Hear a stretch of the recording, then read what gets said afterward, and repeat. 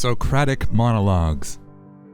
I don't know if any of you do this, but I talk to myself a lot. If there isn't something to occupy my thoughts, then I will occupy them. I will occupy them with arguments with people I have never met. I will occupy them with explanations of ideas that are half-cast clay. I will give lectures on topics that stretch for hours, that twist and turn and touch upon every facet of the universe. It doesn't matter if I'm at work or out and about or engaged in a particularly tedious conversation. This will happen. I will deliver the depths of my thoughts unto the empty theater of the mind.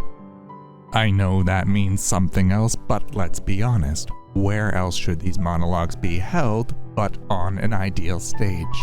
And while we're being honest, let me state that it should be no so great surprise if this occurs to you to not be a great surprise. After all, isn't all of this channel nothing but an exercise in ideal stagecraft?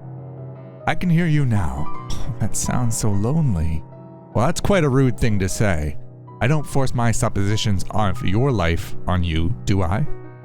I don't say, oh, that's suffocating. Or, oh, it must be soul-crushing to live without ambition. I mean, after all, that raises the question of what is a soul and whether we are born with souls or whether souls are developed through challenging ourselves in our very nature. Let's avoid that, shall we? I can't bear to hear you tell me that Simpsons did it first, mostly because you'd be right.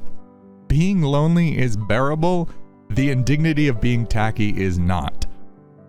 This besides, can one be truly lonely if one walks with oneself?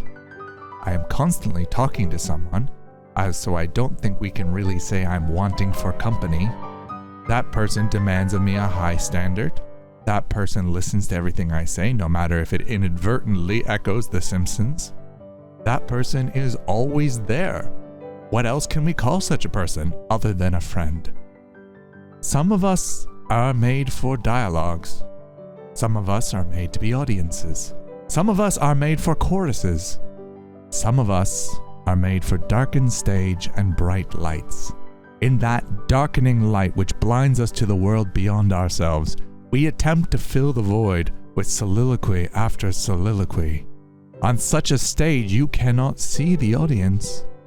You can't tell if anyone's there, and if you are doing your best, then those who are will be quiet as dormice, scarcely breathing as to avoid breaking that connection across time with the man who penned your words. So you keep talking. You stay in the light and keep talking.